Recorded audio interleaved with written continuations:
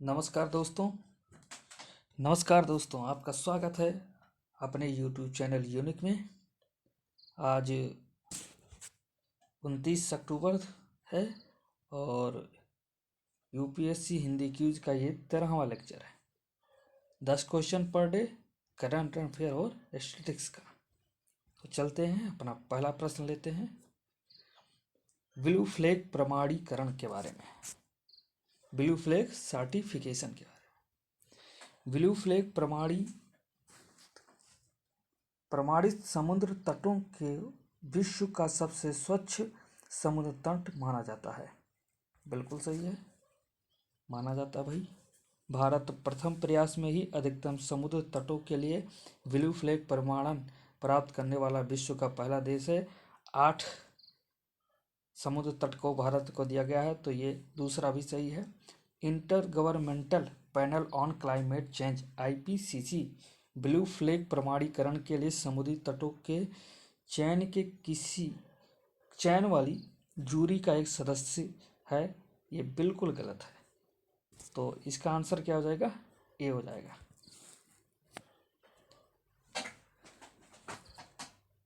आठ समुद्री तटों को भारत के लिए ये ब्लू फ्लैग प्राप्त हुआ है। और जूरी में कौन कौन से शामिल है? UNEP, संयुक्त राष्ट्र विश्व पर्यटन संगठन UNWTO, foundation for environmental education FEE और अंतर्राष्ट्रीय प्राकृतिक संरक्षण संघ IUCN।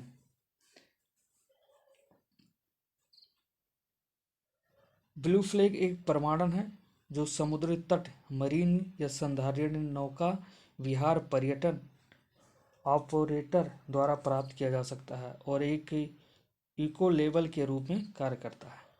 प्रमाणीकरण को डेनमार्क स्थित एक गैर लाभकारी संस्था फी द्वारा प्रदान किया जाता है, जो कठोर पर्यावरणीय, शैक्षिक, सुरक्षा संबंधी और पहुंच से संबंधित मानदंड निर्धारित करते हैं, जिन्हें आवेदकों को पूरा करना और बनाए रखना होता है। अगला प्रश्न, इसमें भी ब्लू फ्लैग प्रमाणीकरण से संबंधित है। तो कौन कौन से गतिविधियां संचालित की जाती हैं इसके तहत? ग्रे वाटर ट्रीटमेंट प्लांट, बिल्कुल सही।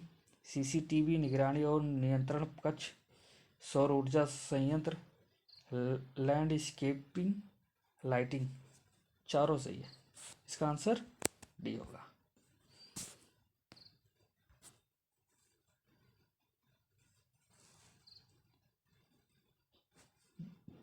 ब्लू फ्लैग प्रमाणीकरण के लिए कुछ बुनियादी ढांचे के निर्माण के लिए समुद्र तटों की आवश्यकता होती है।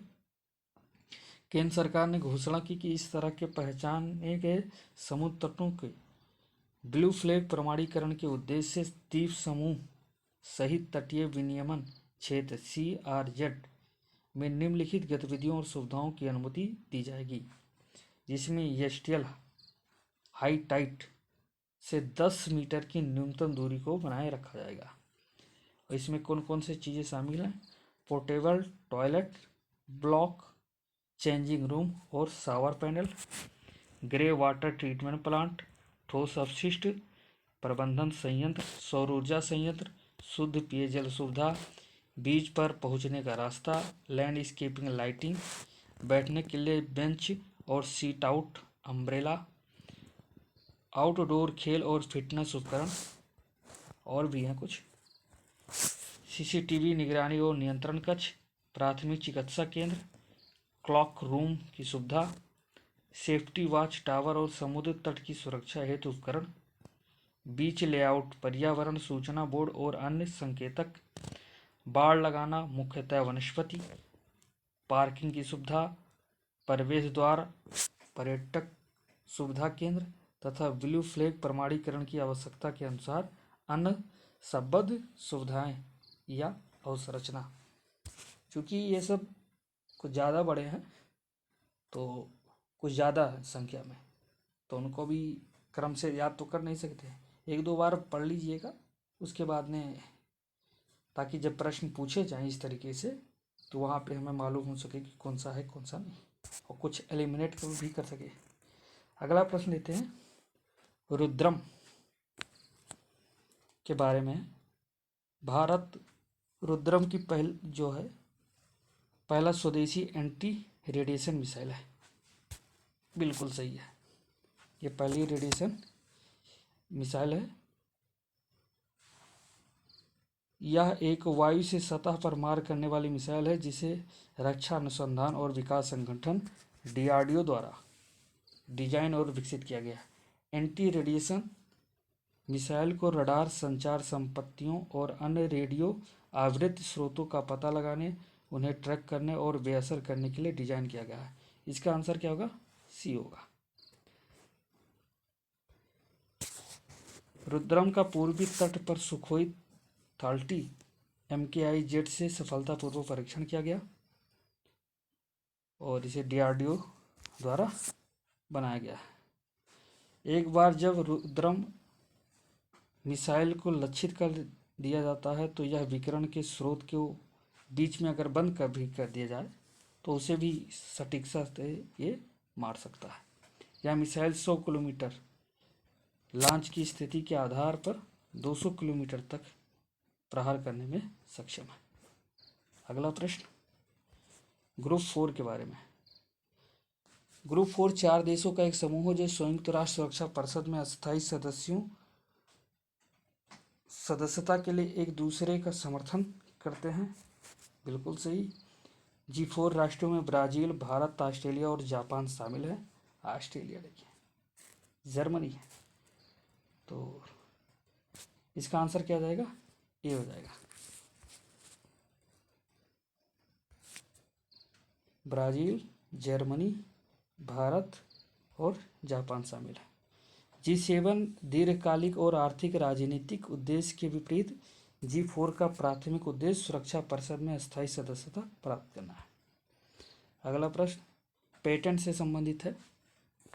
पेटेंट एक वैधानिक अधिकार है जिसे सरकार द्वारा सीमित समय के लिए आविष्कारक को प्रदान किया जाता है ताकि वह उन लोगों को उनकी सहमति के बिना उन्हीं उद्देश्यों के लिए पेटेंट उत्पाद या प्रक्रिया को बनाने, उपयोग करने, बेचने या आयात करने पर रोक सके।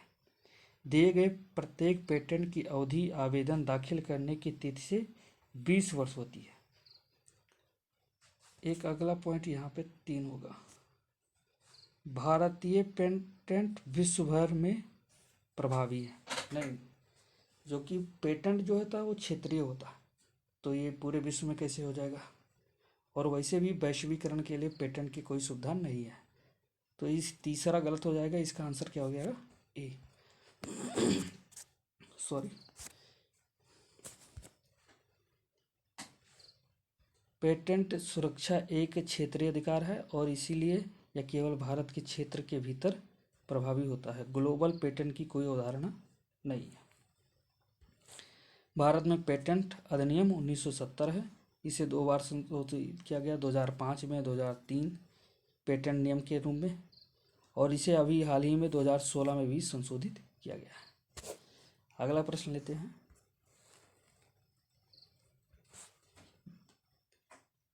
हाल के वर्षों में बैंकिंग प्रणाली में ऋण वृद्धि जमा वृद्धि से अधिक हुई है। ये गलत है। जमा वृद्धि अधिक हुई है जबकि ऋण वृद्धि कम हुई है, क्योंकि डिमांड कम है मार्केट में। नहीं, बैंक द्वारा अपनी कुल जमा राशि पर दिए गए ऋण के अनुपात को क्रेडिट डिपॉजिट रेशियो कहा जाता है।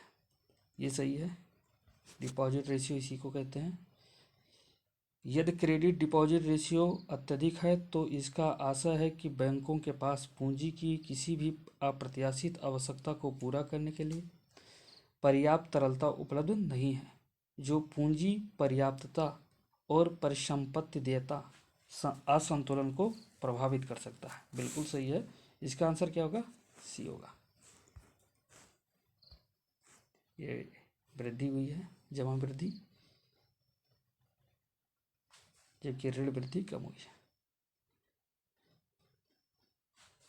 एक वर्ष पूर्व 10% वृद्धि की तुलना में 12% की वृद्धि हुई और क्रेडिट डिपॉजिट रेशियो इसे लोकप्रिय रूप से CD रेशियो कहा जाता है, बैंक द्वारा अपनी कुल जमा राशि पर दिया गया ऋण के अनुपात है। अगला प्रश्न लेते हैं, निम्नलिखित में से कौन सी आरबीआई के मुख्य जोखिम प्रावधान संबंधी खाते रिस्क प्रोविजन अकाउंट्स है? आकस्मिकता निधि, बिल्कुल। मुद्रा एवं स्वर्ण पुनर्मूल्यन लेखा, बिल्कुल। निवेश पुनर्मूल्यांकन खाता विदेशी प्रतिभूति, निवेश पुनर्मूल्यांकन खाता रुपए प्रतिभूति। इसका आंसर होगा डी, चारों सही है। अगला प्रश्न, लॉफर वक्र क्या है? ये कर राजस्व और कर की दर है। इसका आंसर क्या होगा? ए होगा। पहले ये आर्क समझते हैं। टैक्स रेट क्या है और टैक्स रेवेन्यू। यहाँ पे ये दिखाई दे रहा कि टैक्स कम रखेंगे आप तो आपकी रेवेन्यू कम होगी, थोड़ा टैक्स बढ़ाएंगे तो रेवेन्यू थोड़ा और होगा, और बढ़ाएंगे तो और होगा, और बढ़ाएंगे तो और होगा। लेकिन एक निश्चित सीमा के बाद में आप टैक्स बढ़ाते जाएंगे तो रेवेन्यू कम होने शुरू हो जाएगा, और जितना भी बढ़ाते जाएंगे उसके बाद वो और होता होता कम हो जाएगा, क्योंकि एक निश्चित सीमा के बाद में आप टैक्स बढ़ाएंगे तो जो व्यापारी लोग हैं वो अपना टैक्स पैसा बचाने के चक्कर में चोरी करने लगेंगे, टैक्स चोरी होगी। तो यही लाफो वक्र है। अगला प्रश्न, रिजर्व मनी के बारे में। रिजर्व मनी में बैंक के वाल्ट में एक नकदी और आरबीआई के पास वाणिज्यिक बैंक की जमाओं को शामिल किया जाता है। बिल्कुल किया जाता है। बैंक खाता धारक द्वारा नकदी की मांग को पूरा करने के लिए इस रिजर्व का उपयोग करते हैं। इसका आंसर सी हो जाएगा। बैंक उस धन के एक हिस्से को अपने पास रखते हैं जो लोग रिजर्व मनी के रूप में बैंक में जमा करते हैं, और शेष धन को विभिन्न निवेश परियोजनाओं को ऋण के रूप में प्रदान करते हैं। रिजर्व मनी में दो चीज़ें होती हैं, बैंकों के वाल्ट में नकदी और आरबीआई के पास वाणिज्यिक बैंक की जमाएं। बैंक खाता धारक द्वारा नकदी की मांग को पूरा करने के लिए इस रिजर्व का उपयोग करते हैं। अगला प्रश्न, जो कि आज का आखिरी है, अंतर्राष्ट्रीय वित्त निगम के बारे में है। International financial corporation, IFC। यह IMF का एक संगठन है। गलत है, ये वर्ल्ड बैंक का है। और पहला जैसे ही गला लगाते हैं हमारा आंसर सी हमें मिल जाता है। फिर भी हमें पूरा पढ़ना चाहिए ताकि कोई कन्फ्यूजन न रह जाए। यह विकासशील देशों में विशेष रूप से निजी क्षेत्र पर केंद्रित सबसे बड़ा वैश्विक विकास संस्थान है। इसका लक्ष्य कृषि के संधारणीय अवसरों को बढ़ावा देना, स्वास्थ्य सेवा और शिक्षा में सुधार करना। इसका आंसर सी होगा। विश्व बैंक का एक संगठन और विश्व बैंक समूह का एक सदस्य है, जो विकासशील देशों में विशेष रूप से निजी क्षेत्र पर केंद्रित सबसे बड़ा विकास संस्थान है। विश्व बैंक समूह ने 2030 तक विश्व के लिए 2 लक्ष्य निर्धारित किए हैं। पहला, अत्यधिक गरीबी को समाप्त करना, और दूसरा, प्रत्येक देश में साझा समृद्धि को बढ़ावा देना। इसका कार्य क्या है? यह ऋण और इक्विटी वित्त पोषण संबंधी विभिन्न सेवाएं प्रदान करता है और कंपनियों को अपने जोखिम का सामना करने में मदद करता है, लेकिन उनका प्रबंधन क्षमता में सुधार नहीं करता है। निगम कंपनियों को निर्णय लेने, पर्यावरण और समाज पर उनके प्रभाव का मूल्यांकन करने और जिम्मेदारी होने की सलाह भी देता है। यह निजी क्षेत्र के विकास को आगे बढ़ाने के लिए बुनियादी ढांचे और भागीदारी के निर्माण के संबंध में सरकारों को सलाह देता है। 2009 में IFC ने विभिन्न विकास लक्ष्यों पर ध्यान केंद्रित किया है। इसका लक्ष्य अस्थायी कृषि अवसरों को बढ़ाना, स्वास्थ्य सेवा और शिक्षा में सुधार करना, माइक्रो फाइनेंस और व्यापार ग्राहकों के लिए वित्त पोषण की पहुंच बढ़ाना, बुनियादी ढांचा, छोटे व्यवसायों को राजस्व को बढ़ाना और जलवायु स्वास्थ्य में निवेश करना है। तो आज का डिस्कशन यहीं पर समाप्त करते हैं। धन्यवाद।